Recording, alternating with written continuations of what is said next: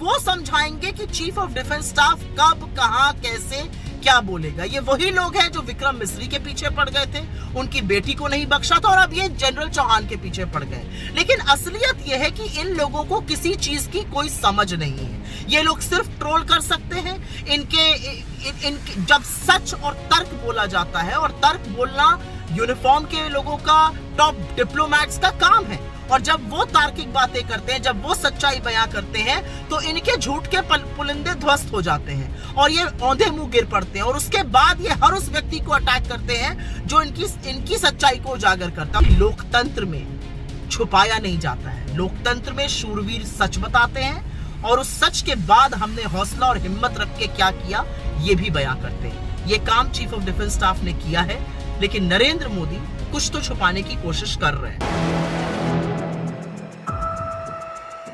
पहलगाम आतंकी हमले के बाद भारतीय सेना ने ऑपरेशन सिंदूर चलाकर पाकिस्तान में मौजूद आतंकी अड्डों को तबाह करके मुंह तोड़ जवाब दिया था।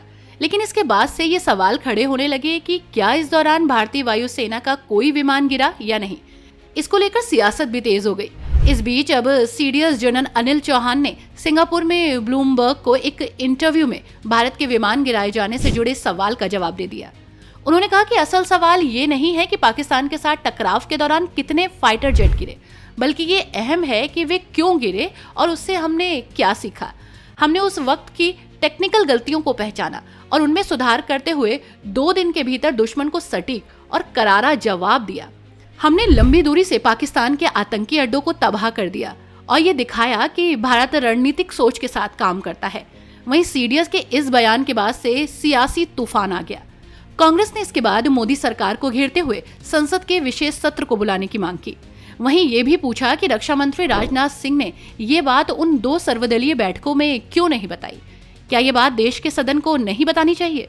आखिर मोदी जी क्या छिपाने की कोशिश कर रहे हैं? वहीं दूसरी तरफ सीडीएस अनिल चौहान के इस बयान के सामने आने के बाद से वो नफरती चिंटुओं के निशाने पर आ गए और सीडीएस पर जिस तरह से हमला बोला जाने लगा उसको लेकर और इस पूरे मामले को लेकर कांग्रेस की फायर ब्रांड प्रवक्ता सुप्रिया श्रीनेत ने तीखा हमला बोला है। भारत के chief of defence staff general Anil Chauhan ने हिंदुस्तान से हजारों किलोमीटर की दूरी पर सिंगापुर में ब्लूमबर्ग और रॉयटर्स को दिए हुए अपने एक अंग्रेजी के इंटरव्यू में ये माना कि हाँ जरूर हमारा कुछ नुकसान हुआ, हमारे कुछ जेट्स गिरे, लेकिन ये जरूरी नहीं है कि हमारे जेट्स गिरे।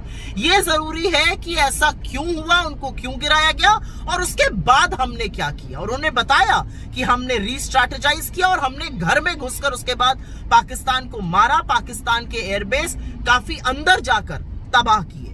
यही तो पहचान है डिसिप्लिन्ड आर्म्ड फोर्स की, यही तो पहचान होती है शूरवीरों की, उनके पराक्रम की, उनके शौर्य की। जब वो मन बना लेते हैं तो वो दुश्मन को सबक सिखाते हैं और वो थोड़ा बहुत अगर नुकसान हुआ तो उसको मानने से इनकार नहीं करते। ये कौन मान सकता है कि अगर आप एक युद्ध लाइक सिचुएशन में हैं, आप एक कॉन्फ्लिक्ट में हैं, तो जरूर आपका कुछ नुकसान होगा और उसको मानना ही तो हमारी साख है, उसको मानना ही तो हमारी क्रेडिबिलिटी है, क्योंकि उसको मानकर हमने उसके बाद क्या किया वो ज्यादा जरूरी मुद्दा है।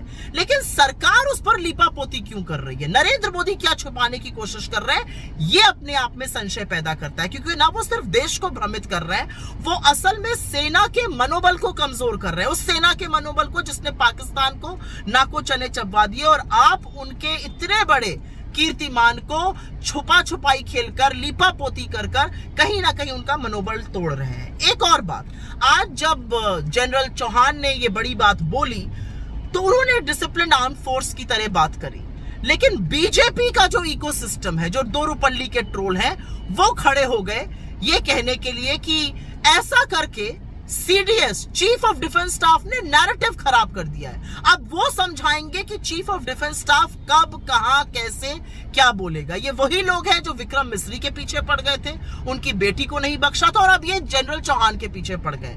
लेकिन असलियत ये है कि इन लोगों को किसी चीज की कोई समझ नहीं है। ये लोग सिर्फ ट्रोल कर सकते हैं। इनके जब सच और तर्क बोला जाता है, और तर्क बोलना यूनिफॉर्म के लोगों का, टॉप डिप्लोमैट्स का काम है, और जब वो तार्किक बातें करते हैं, जब वो सच्चाई बयां करते हैं, तो इनके झूठ के पुलिंदे ध्वस्त हो जाते हैं और ये औंधे मुंह गिर पड़ते हैं। और उसके बाद ये हर उस व्यक्ति को अटैक करते हैं जो इनकी सच्चाई को उजागर करता है, और उसमें चाहे वो चीफ ऑफ डिफेंस स्टाफ हो, चाहे वो फॉरेन सेक्रेटरी हो, कोई भी हो।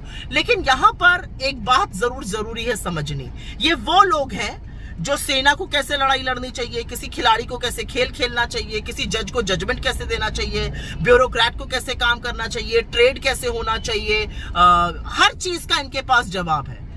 असल में ये कुछ नहीं जानते, कुछ नहीं समझते हैं, और ये हर उस व्यक्ति के ऊपर आक्रमण करने को तैयार है जो इनके झूठ के पुलिंदे को ध्वस्त करता है। और यही काम आज ये हमारे चीफ ऑफ डिफेंस स्टाफ के साथ कर रहे थे। लेकिन सवाल आज इस बात का है कि जो बात चीफ ऑफ डिफेंस स्टाफ ने सिंगापुर के एक इंग्लिश इंटरव्यू में कही, क्या वो बात रक्षा मंत्री और प्रधानमंत्री इस देश के सदन को इस ऑल पार्टी मीटिंग में नहीं कह सकते थे? दो मीटिंग हो गई, वहां पर कुछ नहीं बताया गया। संसद के विशेष सत्र की डिमांड लगातार उठ रही है। जो बात आज चीफ ऑफ डिफेंस स्टाफ ने कही है, इसी बात का मुद्दा तो राहुल गांधी जी ने उठाया था, और इसी बात का मुद्दा विपक्ष ने उठाया, और आपने देशद्रोही का कगार दे दिया।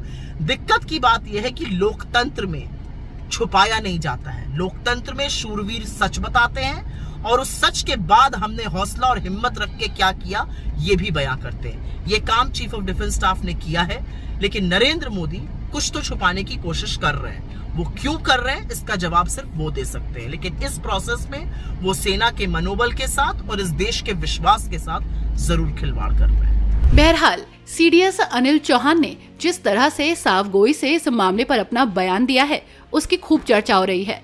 इस बीच उनके बयान को लेकर सियासत भी जोर पकड़ चुकी है और नफरती चिंटुओं ने एक बार फिर से अपने रंग दिखाने शुरू कर दिए हैं। वैसे आपकी इस खबर पर क्या राय है, हमें कमेंट करके जरूर बताइएगा और जुड़े रहिए 4PM के साथ।